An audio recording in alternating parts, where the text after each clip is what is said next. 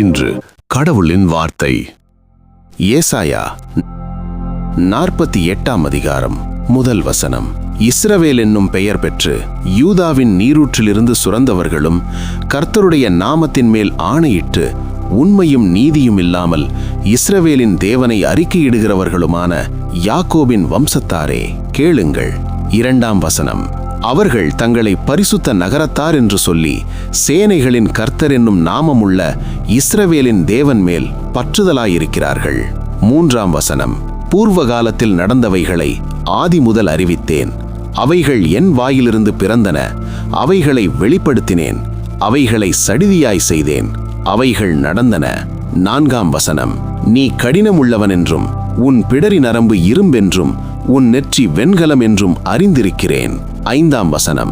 ஆகையால் என் விக்கிரகம் அவைகளை செய்ததென்றும் நான் செய்த சுரூபமும் நான் வார்ப்பித்த விக்கிரகமும் அவைகளை கட்டளையிட்டதென்றும் நீ சொல்லாதபடிக்கு நான் அவைகளை முன்னுமே உனக்கு அறிவித்து அவைகள் வராததற்கு முன்னே உனக்கு வெளிப்படுத்தினேன். 6ஆம் வசனம். அவைகளை கேள்விப்பட்டாயே, அவைகளையெல்லாம் பார். இப்பொழுது நீங்களும் அவைகளை அறிவிக்கலாம் அல்லவோ? இது முதல் புதியவைகளானவைகளையும் நீ அறியாத மறைபொருளானவைகளையும் உனக்கு தெரிவிக்கிறேன். 7ஆம் வசனம். அவைகள் ஆதி முதற்கொண்டு அல்ல, இப்பொழுதே உண்டாக்கப்பட்டன. இதோ அவைகளை அறிவேன் என்று நீ சொல்லாதபடிக்கு இந்நாட்களுக்கு முன்னே நீ அவைகளை கேள்விப்படவில்லை. 8ஆம் வசனம். நீ கேள்விப்படவும் இல்லை, அறியவும் இல்லை. ஆதி முதல் உன் செவி திறந்திருக்கவும் இல்லை. நீ துரோகம் பண்ணுவாய் என்பதையும் தாயின் கர்ப்பம் தொடங்கி நீ மீறுகிறவன் என்று பெயர் பெற்றதையும் அறிந்திருக்கிறேன். 9ஆம் வசனம். என் நாமத்து நிமித்தம் என் கோபத்தை நிறுத்தி வைத்தேன். உன்னை சங்கரிக்காதபடிக்கு நான் என் புகழ்ச்சி நிமித்தம் உன்மேல் பொறுமையாயிருப்பேன். 10ஆம் வசனம். இதோ உன்னை புடமிட்டேன், ஆனாலும் வெள்ளியைப் போலல்ல, உபத்திரவத்தின் குகையிலே உன்னை தெரிந்து கொண்டேன். 11ஆம் வசனம். என் நிமித்தமே அப்படி செய்வேன். என் நாமத்தின் பரிசுத்தம் எப்படிக்கு குலைக்கப்படலாம்? என் மகிமையை நான் வேறொருவருக்கும் கொடேன். 12ஆம் வசனம். யாக்கோபே, நான் அழைத்திருக்கிற இஸ்ரவேலே, எனக்கு செவிகொடு.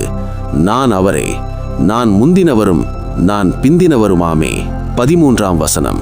என் கரமே பூமியை அஸ்திபாரப்படுத்தி என் வலதுகை வானங்களை அளவிட்டது. நான் அவைகளுக்கு கட்டளையிட அவைகள் அனைத்தும் நிற்கும். 14ஆம் வசனம். நீங்கள் எல்லாரும் கூடி வந்து கேளுங்கள். கர்த்தருக்கு பிரியமானவன் அவருக்கு சித்தமானதை பாபிலோனில் செய்வான். அவன் புயம் கல்தேயரின் மேல் இருக்கும் என்பதை இவர்களில் யார் அறிவித்தவன்? 15ஆம் வசனம். நானே அதை சொன்னேன். நான் அவனை அழைத்தேன். நான் அவனை வரப்பண்ணினேன். அவன் வழிவாய்க்கும். 16ஆம் வசனம். நீங்கள் என் சமீபத்தில் வந்து என் சொல்வதை கேளுங்கள்.